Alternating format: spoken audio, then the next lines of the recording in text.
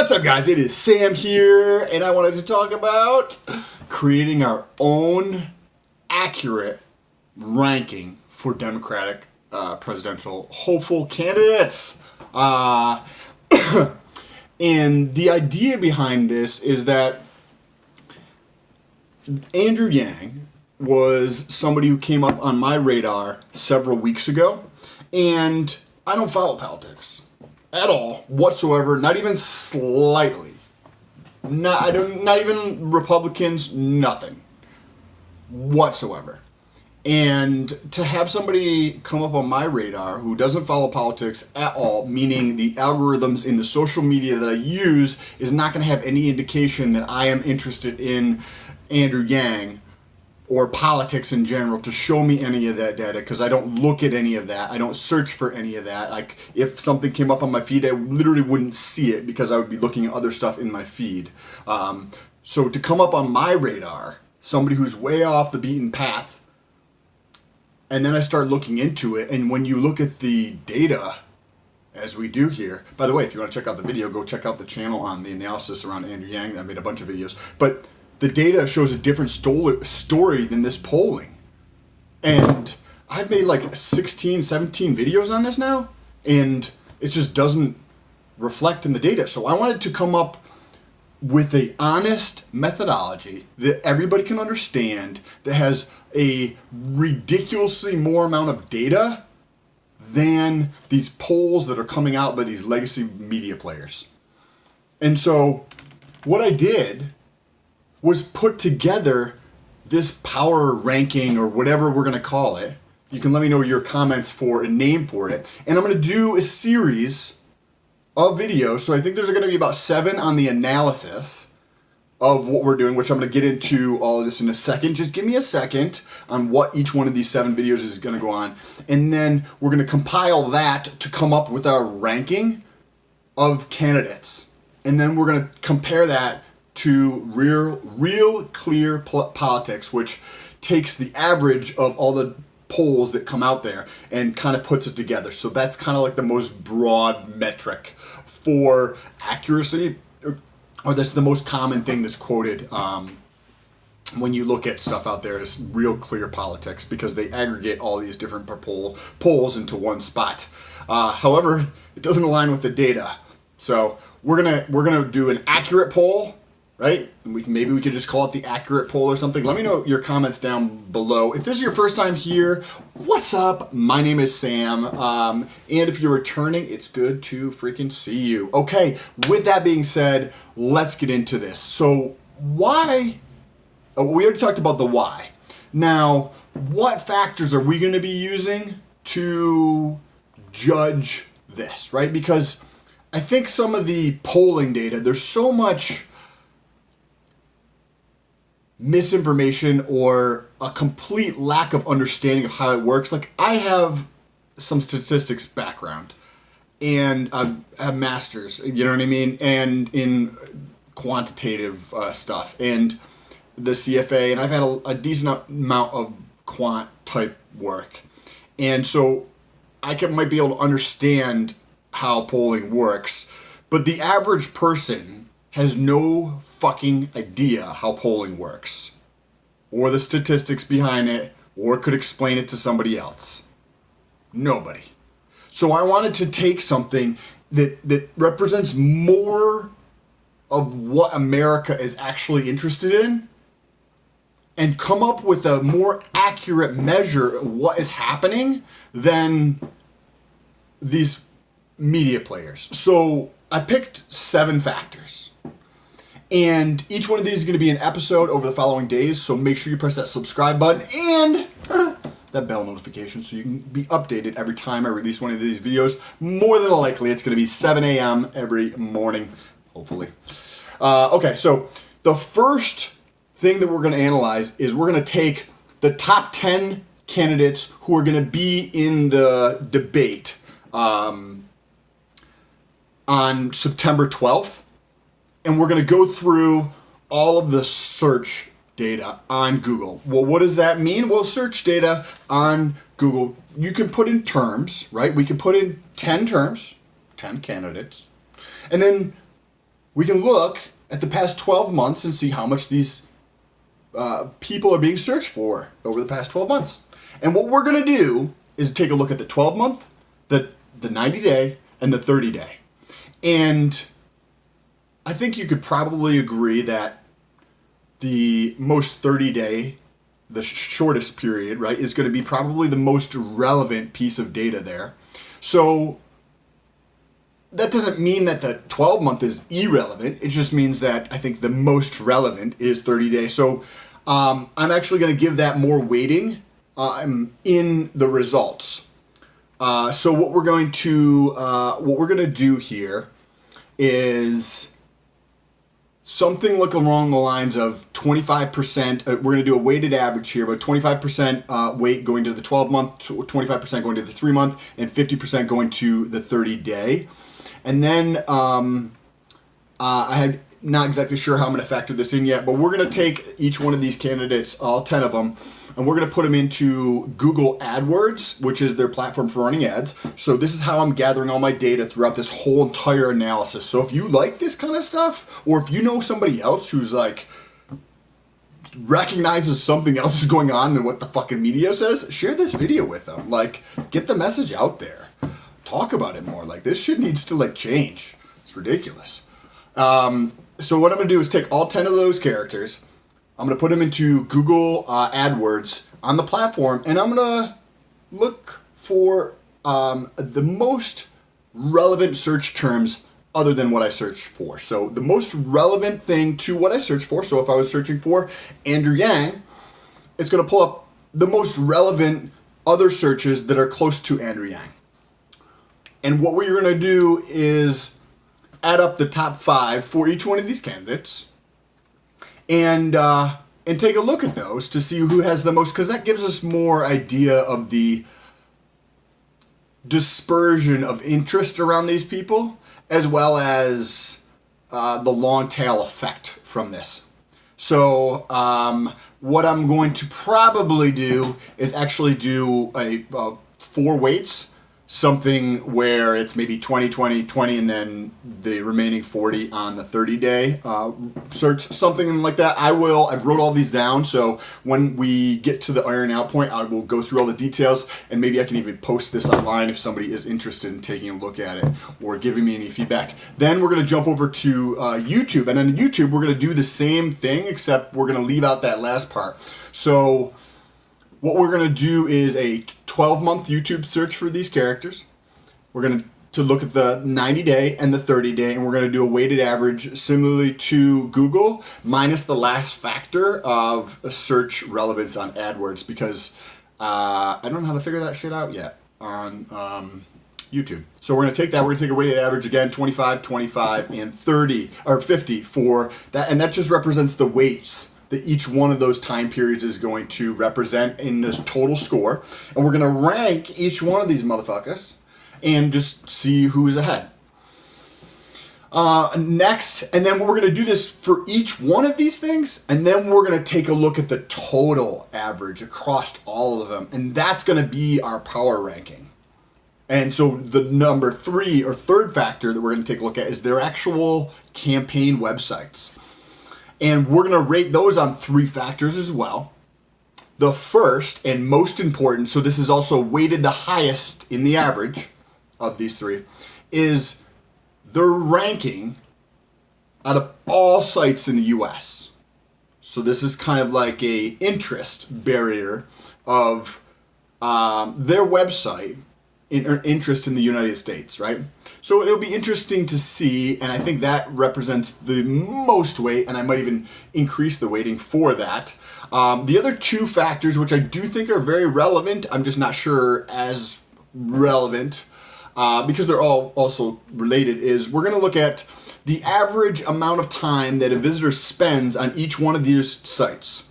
So we have all 10 candidates laid out, and we're going to look at the average time spent on every single one of these candidate sites, and then we're going to stack rank them, okay? And the last factor for this one is the number of page views per site. So that one's probably the least relevant, I guess, kind of thing, because I think if you have more people's time, that just seems more important.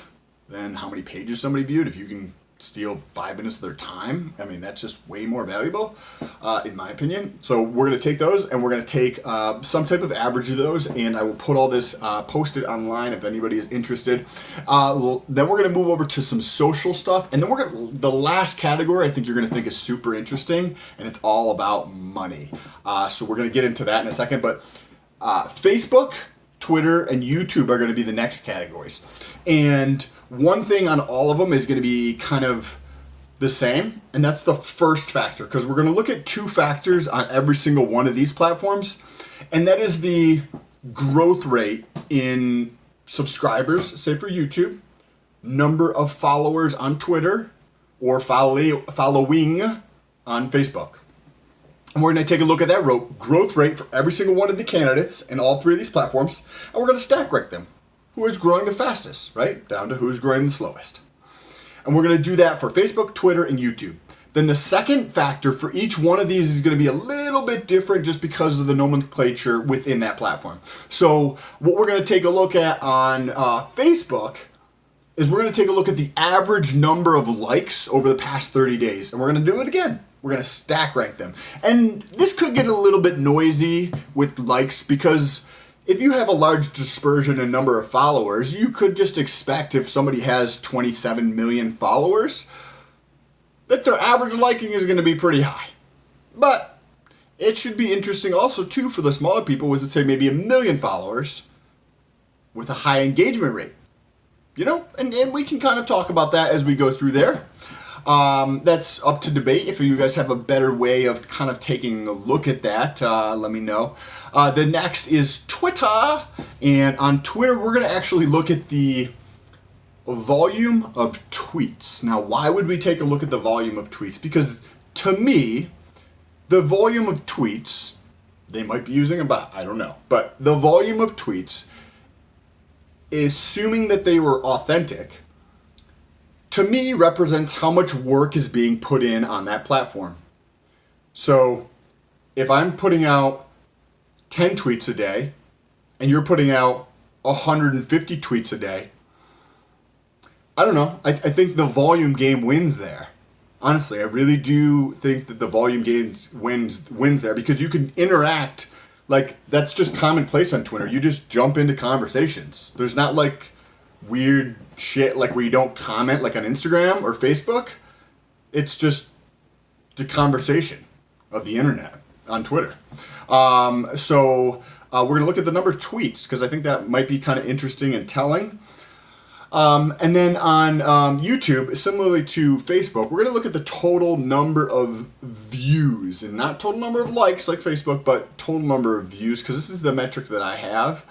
So then again, right, we could have some big players with like 20, 30 million subscribers with 4 million views per month, and then we could have somebody with 1 million subscribers with 4 million. So we can take a look at that. What we're going to just do is going to put them in absolute terms, and we're going to stack rank them, right? And then we're going to take an average of those 2 things. So remember the growth rate in subscribers, following, or followers, depending on the platform, along with their corresponding factors. We're going to take a weighted average, an equally weighted average of those 2 things to come up with the overall ranking for each platform. Now, as I talked about earlier, we're going to get into the money. So this is the interesting thing here, and this takes a little bit of explaining. We're going to take a look at the 2 different factors here relating to money. We're going to take a look at the total number of donations represented as a percentage for small donors. What is a small donor? Less than $200 in donations. Why are we going to look at small donors? Because I think that is kind of the essence of what we're doing here, is trying to gather the most amount of data. If you have a poll of 700 people that ranks the candidates in some order, and I have data on 17 million searches in the last 30 days, I mean, I don't have to tell you which one I think is going to be more accurate. I think you could probably agree with me.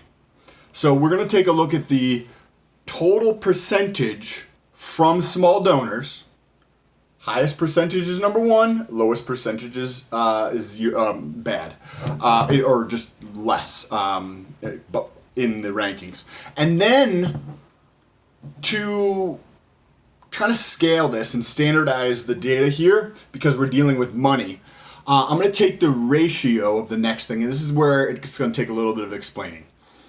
This is up for interpretation. This is how I'm going to interpret this and use this to stack rank.